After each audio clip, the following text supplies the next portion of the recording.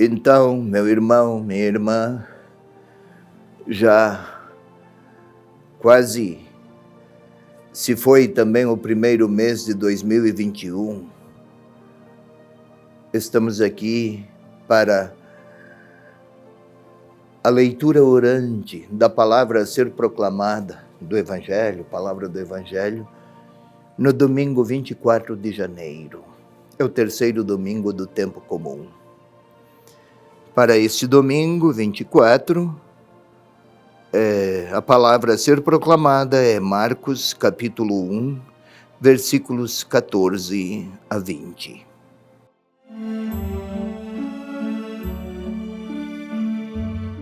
Não estou bem seguro, mas talvez seja já o 5º ano de leitura orante da palavra. Como corre veloz o tempo. Vamos ao texto.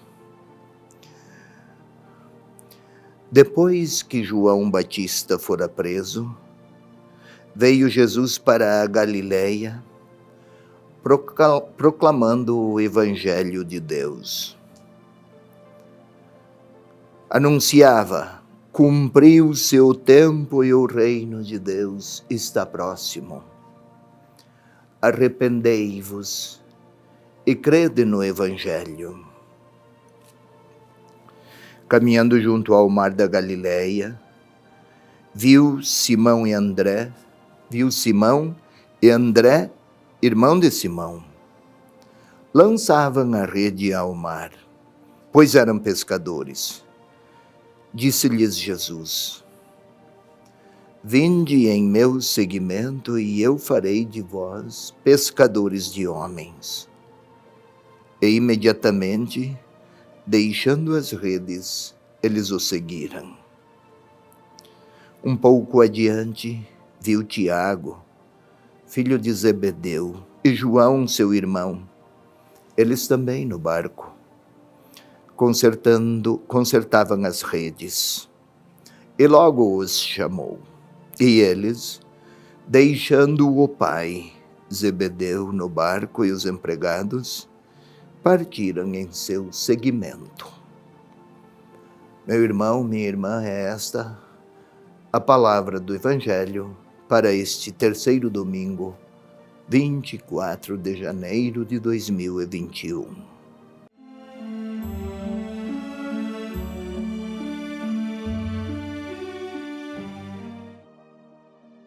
Vamos à explicação. Depois que João foi preso, veio Jesus para a Galileia, proclamando o Evangelho de Deus.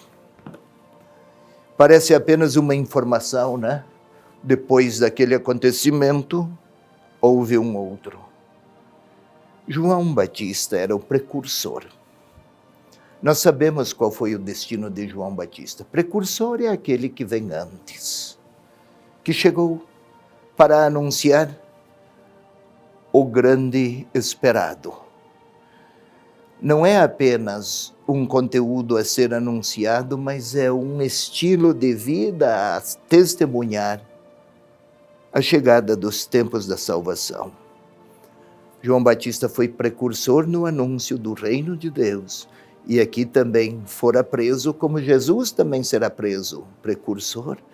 João Batista depois será martirizado, decapitado, Jesus crucificado, precursor também no destino, precursor do destino de Jesus. Veio Jesus para a Galileia. Poderia ter narrado, foi? Mas o evangelista não quer indicar o deslocamento geográfico de um lugar para outro. É que este verbo vir é associado com a vinda do reino de Deus. O reino de Deus chegou, ou está chegado. E ele chega quando Jesus começa a atuar. Vamos observá-lo aqui. Veio para a Galileia, veio para uma região, vimos nos domingos anteriores, muito problemática. repleta de contradições, de negações da verdade, de polarizações, muito comum hoje, de muitas diferenças, e nessas diferenças, essas diferenças eram como que fontes de inimizade. Quando não é Deus o rei, reinado de Deus, quando não é Ele a reinar, reinarão as contradições humanas. Esta era a Galileia. Veio para a Galileia proclamando o Evangelho de Deus. Eu gostaria, meu irmão, minha irmã, quase sempre falamos de Evangelho compreendendo como um livro. No tempo em que é Marcos aqui o evangelista, em que foi escrito o Evangelho, não se pensava em livro, mas sim em uma mensagem. Angelo, daí o nome Ângelo, desculpe, daí o nome Ângelo. Angelo, anúncio. Veio Jesus para a Galileia trazendo boas notícias da parte de Deus. É isso. Não esqueçamos, não foi doutrina, não foi ritos ou ritualismos, não foi um arcabouço conceitual, um programa de governo ou um programa de comportamentos. Ele veio dizer que as notícias boas que Deus quer dar à humanidade, essas notícias estão em ato. Está acontecendo com Jesus o que Deus sempre desejou para a humanidade. A reconciliação de Deus com a humanidade, dos homens entre si, da paz que Ele quer dar. Cumpriu o seu tempo. Arrependei-vos. Arrepender-se na terminologia adotada pelo evangelista, metanoia, um novo modo de pensar. Reinterpretem as relações entre todos, os comportamentos, as escolhas, mas especialmente o convívio, que esteja em novas bases. É preciso interpretar o outro como irmão. E o rei, reino de Deus, será ele a dar a força com seu espírito para que possam os destinatários acolher as boas notícias.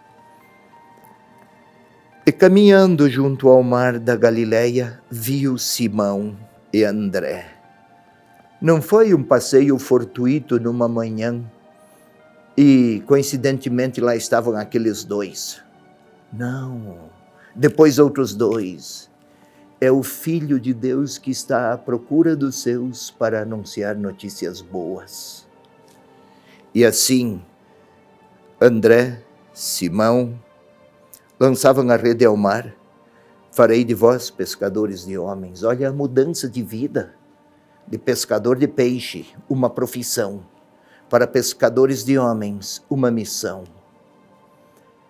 Pensava-se que lá no fundo do mar viviam as potências malignas.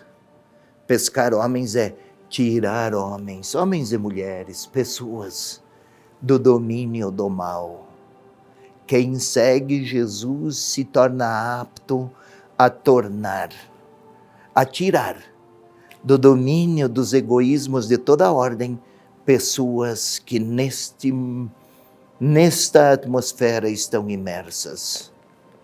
Venham comigo. Imediatamente, deixando as redes, eles o seguiram. Deixar. Não é possível seguir Jesus sem deixar para trás tudo aquilo que nos distancia dele. Existem, sim, casos de pessoas que frequentam os templos com assiduidade, mas não mudam nada. Seria um segmento sem conversão. Não seria discipulado. eles tiveram que deixar a profissão, o ofício. Aqui não se quer dizer que os profissionais abandonem sua profissão. Não, o evangelista não está intencionado a isso. Ele quer dizer: deixem para trás tudo o que os distancia de Deus. Na realidade é ser homem, ser mulher, continuar no seu ambiente de vida, de convivência, de profissão, de serviço, de relacionamento social, mas tudo isso transfigurado pela amizade com Jesus Cristo. Todos esses âmbitos de convívio e relacionamento podem se tornar também âmbitos de domínio e de exploração. Caminhou mais um pouco, viu outros dois. Agora Tiago, filho de Zebedeu, e João, seu irmão. O mesmo. E aí eles deixaram o pai Zebedeu e partiram em seu seguimento. O pai, na cultura da época, era aquele que era o guardião das tradições vividas até então. Então superaram inclusive tradições. Se tratasse de tradições que não aproximava Deus da pessoa e a pessoa de seu Deus. Mas vamos um pouco mais. O pai também aqui transpõe-nos para o ambiente familiar dos afetos. Também aquelas formas de afetos que não nos mantêm próximos a Deus, também elas precisam ficar para trás para que seja o próprio Senhor a ocupar o espaço que lhe fora tomado. Vamos um pouco mais. Viu André, viu Simão e André seu irmão, viu Tiago e João seu irmão. Por que esta indicação aqui de consanguinidade, neste caso? É porque a melhor forma de viver o discipulado é vivendo a fraternidade. Não há maneira de seguir Jesus ignorando a grandeza, a responsabilidade e a nobreza de ser irmão. Senão, eu poderia me apropriar da própria graça e do próprio Deus para os meus egoísmos. O irmão é a presença interpeladora que me chama a vencer minhas formas individualistas de religiosidade caprichosa. Tudo isso em poucos versículos. O Evangelho é sempre denso.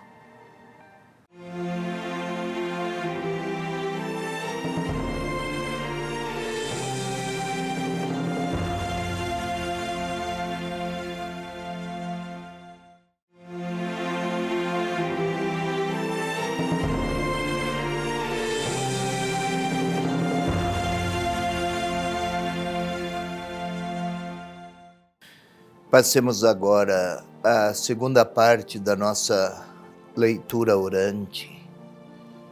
Querido irmão, querida irmã, do Evangelho desse terceiro domingo do tempo comum. Só para recordar, é Marcos capítulo 1, versículos 14 até 20.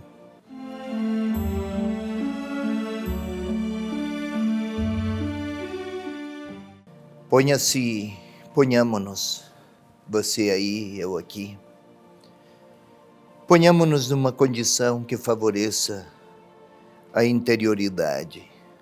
Somos bombardeados por imagens, sons, problemas, tudo pode arrebatar-nos do encontro com o Senhor. Por isso a necessidade do silêncio interior, da composição da interioridade. Olhos fechados, por favor. Respirar lentamente. É o corpo, é com este corpo que vamos orar. precisamos predispô-lo. Com muita simplicidade, tentemos sentir o ar que passa pelas narinas, segue pela garganta, chega aos pulmões. Os pulmões se inflam, mas depois também se recolhem e o ar sai. Parece uma verdade tão comezinha e tão rica, tão repleta de um dinamismo biológico, também químico, e de uma harmonia que comove. Todos nós, de alguma maneira, somos uma grande maravilha do Criador. Tentemos nos sentir assim. E agora, sob o olhar do próprio Deus, que olha para nós como se fosse um encontro face a face, a Ele, vamos pedir que nos conceda o dom do seu Espírito Santo. Vinde, Espírito Santo, enchei os corações dos vossos fiéis e acendei neles a chama do vosso amor. Enviai, Senhor, o vosso Espírito, e tudo será criado, e renovareis a face da terra. Glória ao Pai, e ao Filho, e ao Espírito Santo, como era no princípio, agora e sempre. Amém. Agora vamos pedir ao Espírito ou melhor, o Espírito de Deus que está em nós, a quem pedimos a sua luz.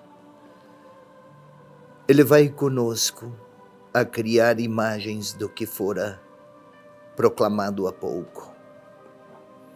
Vamos tentar observar que Jesus, em alguma praça de alguma cidade, está a repetir, lá da Galileia: chegou o tempo que esperavam. O que Deus queria anunciar, agora encontrou pronúncia muito clara.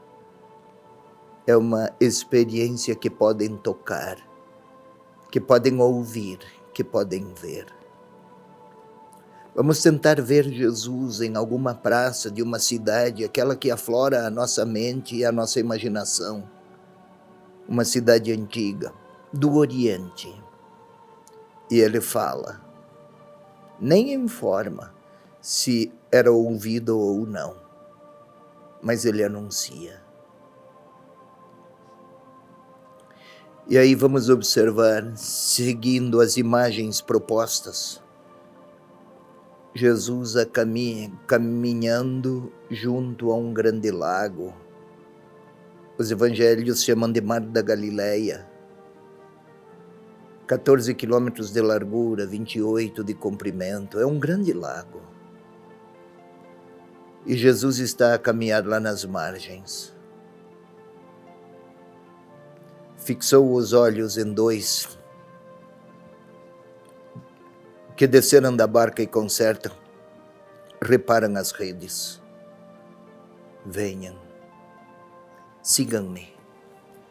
Vamos tentar observar aqueles dois primeiros fascinados com ele. Por que o fizeram? Por que deixaram a barca? Redes. Perceberam no falar do Senhor, alguma esperança se revitalizava. Perceberam que sairia de um medíocre pragmatismo que se tratava de pescar, vender o produto pescado, e um dia depois do outro, sem sentido e sem esperança. Podemos até vê-los um a olhar para o outro Com alguma hesitação, quem sabe, estão a deixar a barca e vão. Na nossa imaginação parece algo absurdo, mas e a família, e a profissão, tudo mais. O evangelista coloca em um momento aquilo que foi uma experiência longa. Mas lá estão eles a seguir. A vida toma um outro rumo. Absolutamente outro. E o Senhor segue um pouco mais e vê outros dois. Também o pai ficou para trás, também os outros funcionários, colaboradores. Isto é, ficou para trás tudo aquilo que poderia dificultar o seguimento. Não foi sem dor. Talvez tenham sido considerados ingratos e tresloucados. Mas aquele olhar do Senhor os acompanha. E agora podemos colocar o nosso nome aí.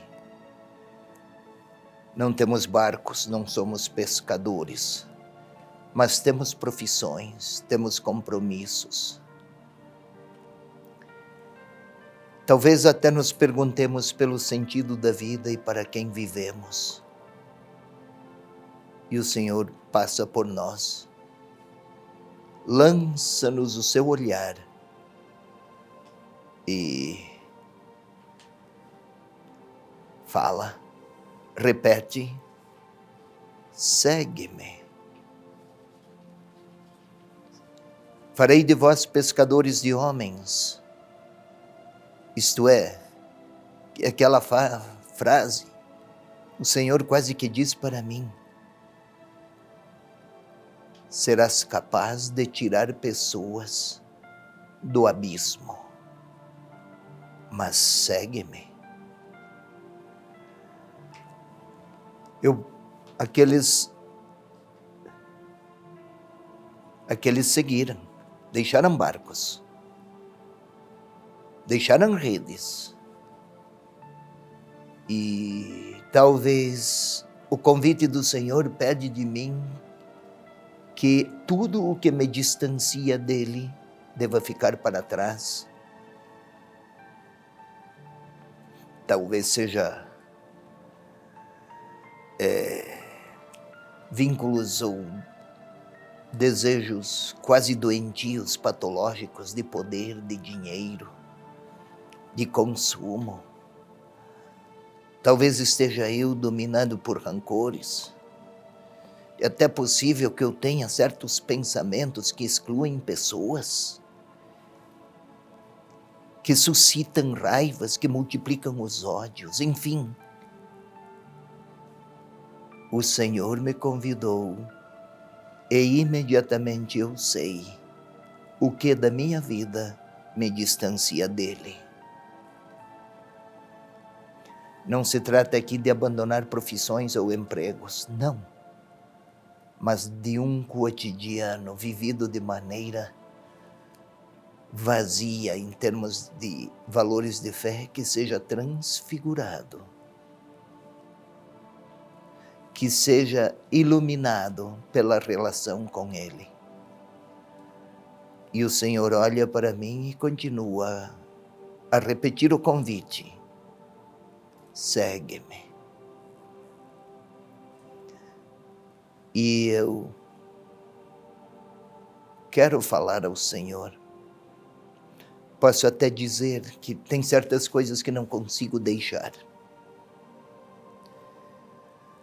Certos dramas que fazem parte da minha vida e que ainda instigam-me a rancores e raivas e a hostilidades. É até possível que eu não tenha perdoado e a paz perdida atormenta as minhas relações e o Senhor continua a olhar para mim. Quem sabe até pronuncia o meu nome e pede, vem comigo, Farei de você alguém capaz de ajudar outros a conhecer a paz. Mas vem comigo. E lá estou eu, numa espécie de combate, de dúvida. Se eu não consigo deixar para trás o que me distancia do Senhor Jesus, se eu não consigo, agora é a hora de eu dizer a Ele com franqueza: o que é que impede que eu me aproxime dEle? Faz tanto tempo que quero vencer e ainda estou amarrado, torpedeado por mim mesmo. Eu posso falar ao Senhor agora, neste silêncio, e dizer a Ele o que há em mim que dele me distancia. Que palavras Ele pronunciaria acerca dessa dificuldade? Será que me rejeita? Talvez eu precise dele para libertar-me de mim. É hora de eu falar com Ele. É a minha oração.